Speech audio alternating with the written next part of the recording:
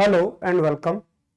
What we are doing is we have started discussion of the previous year questions of the prelims exam, and what we will be doing is it won't be just a discussion of the questions, but we will be also covering core concepts with those questions, so that you have a sort of revision as well as your analysis of previous year questions is also done, so that you have an idea like what type of questions are being asked in the prelims exam.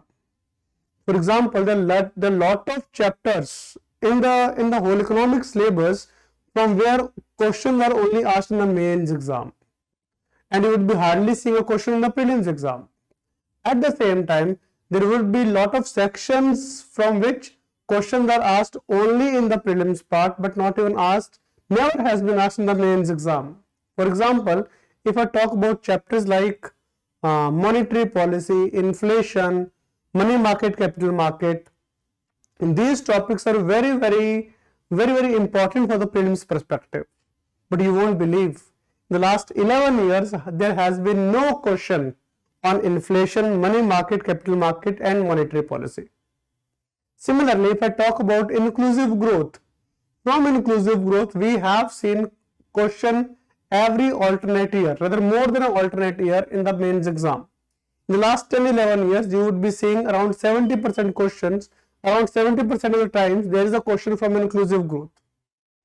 In the mains exam, in the last 10 years, there has been 2 times question have been asked on livestock, but never has been a question asked on livestock or say economics of animal rearing in the prelims exam. So, what we are discussing here is, we are discussing with you previous year questions, we are discussing core concepts with you, and I'm not discussing these previous year's questions as per the year format. What I have done is I have broken down the whole syllabus into smaller chapters as per the syllabus given, and then I am discussing the question with you in the topic format. For example, today we have picked up a topic which is Introduction to Economy. This is the first video in the whole series. We'll be continuing like this. First, it will be Introduction to Economics, where I'll be discussing few questions on this chapter. Later on, we move on to chapter like national income, inclusive growth, economic development, fiscal policy, taxation, monetary policy, inflation. We'll go like this, and we'll be discussing questions from the last 10 years. Let's start first. So we are starting with the chapter Introduction to Economics, and let's see the first question. Yes. The question is from the year 2022. The question is, which of the following activities constitute the real sector in the economy? Look, real sector in the economy, it deals about production of goods and services. It's about production of goods and services. For example, there can be production of food items, production of food grains, production of production of clothes, production of textiles, production of leather goods. But when I talk about real sector, it is about production, and the financial sector.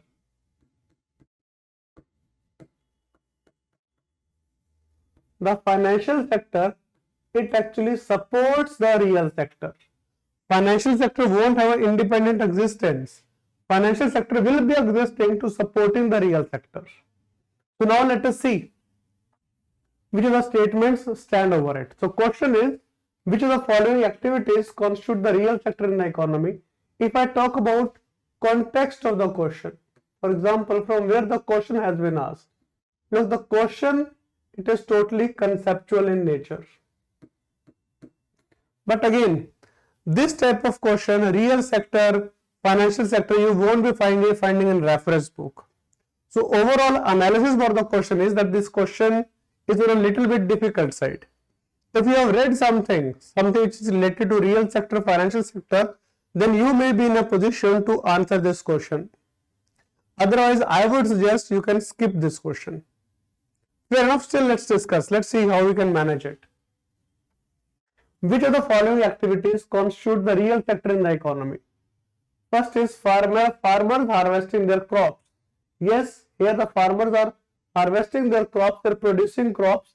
This is a part of the real sector. Then textile mills converting raw cotton into fabrics. Yes, this is also a part of the real sector, because again we are converting cotton into fabric, we are producing fabric. A commercial bank lending money to a trading company. The commercial bank may be lending to any type of company, to trading company, non-trading company, maybe even lending to a textile company. But again here lending is coming into picture, a financial sector is coming into picture. This is not part of the real sector. If we see the options, 3, we know 3 is not part of the real sector, and statement number 3 is present here, statement number 3 is present here, and statement number 3 is present over here. So we know one thing, that B, C, D won't be the option. So by negation, by elimination of these 3 statements, we'll be able to find out that statement A is correct. But nowadays, since 2023, the questions are not coming from, we won't be able to solve the question from the elimination technique. We need to be very, very sure about all the options. Hence, we move to the last one also.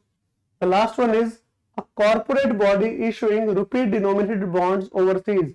Again, it is one of the methods of financial system where the company is borrowing money. So this is also not part of the real sector. Now, you can easily understand this. What is farmer harvesting their crop? What does it mean? You can understand this. What is the meaning of cotton getting converted into fabric? You can easily understand what is the meaning of a bank lending to a company. But what's the meaning of a corporate body issuing rupee denominated bonds overseas? Let me explain this. For example, if we have a company, say TCS, and TCS, it wants to get funds from outside India, and it wants to get funds by issuing bonds. In that case, what TCS can do? TCS suppose is a foreign citizen, foreign resident of US. So in this case, if TCS would be issuing a bond, this bond would be like say $100, 10% rate of interest, say for a period of 1 year, and the foreign resident would be giving $100 to TCS. In this case, what is happening is the bond, it is denominated in dollar. The bond is denominated in foreign currency.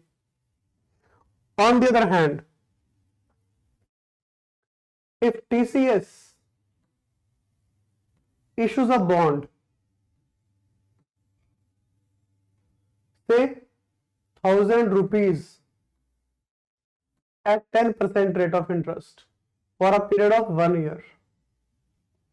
In this case, the company is issuing a bond. Again, the company is suppose issuing the bond to a foreign resident only. There is a difference in this bond and in this bond.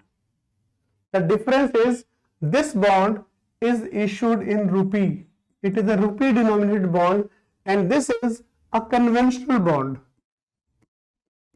which is being issued in foreign currency. This bond, which is denominated in domestic currency or in Indian currency, it is called a masala bond.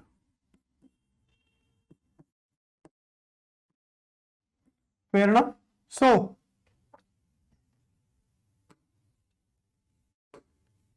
in this question, when we are talking about a corporate body issuing rupee denominated bonds overseas, here we are talking about the company issuing masala bonds.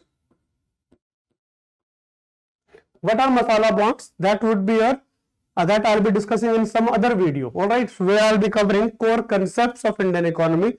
I'll be covering in that video what is a masala bond. Let's now stick to PYQ. So in this case, the company is talking about masala bond. This is a financial sector. This is a financial sector. These two are real sector. So answer is A. Fair enough. verdict is that the question is little bit difficult. I would suggest need not go for guessing.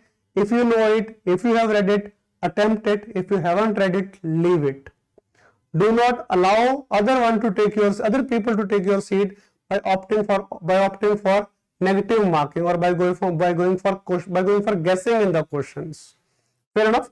That's it for today's video. Where we have discussed this one question.